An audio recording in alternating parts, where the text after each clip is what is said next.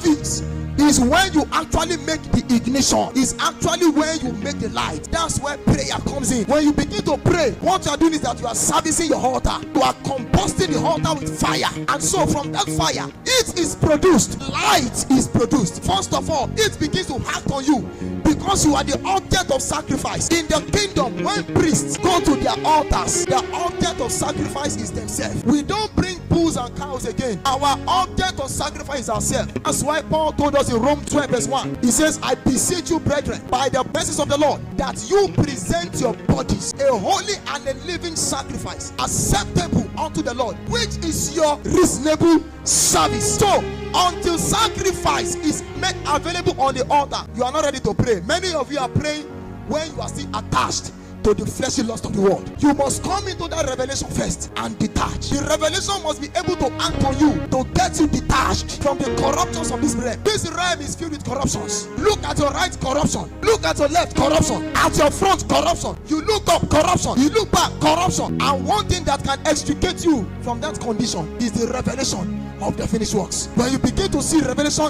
of the finished works, you are getting detached from all the powers of darkness of this realm. So this is when you can now start servicing your altar. How to service your altar is to pray. Is to pray. Is to pray. Is to pray. Is to pray.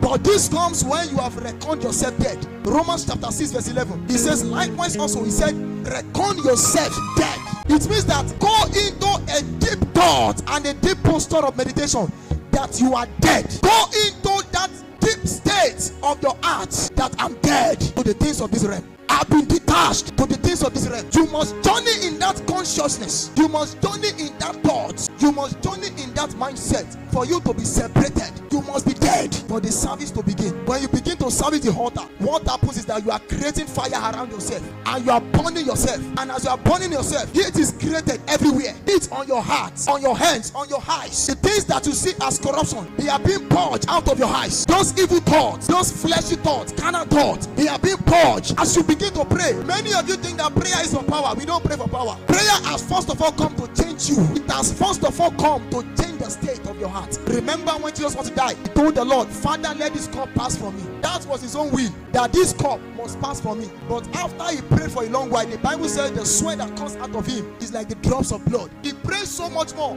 until the posture of his heart was altered. And finally he came to God and said, let your will be done. Prayer is an economy in the spirit that brings the will of God to the heart of man. Prayer is not purposely for bread and wine. It is not purposely for you to get a job. Prayer is for the will of God to be done. Let the will of God be done, irrespective of the situations. Let the will of God be done. And the last thing that is released in priesthood is called energy. And that is when we begin to manifest. That's when we begin to walk in the realities of our internal ordination. That's when we begin to walk in the realities of our possibilities. Rise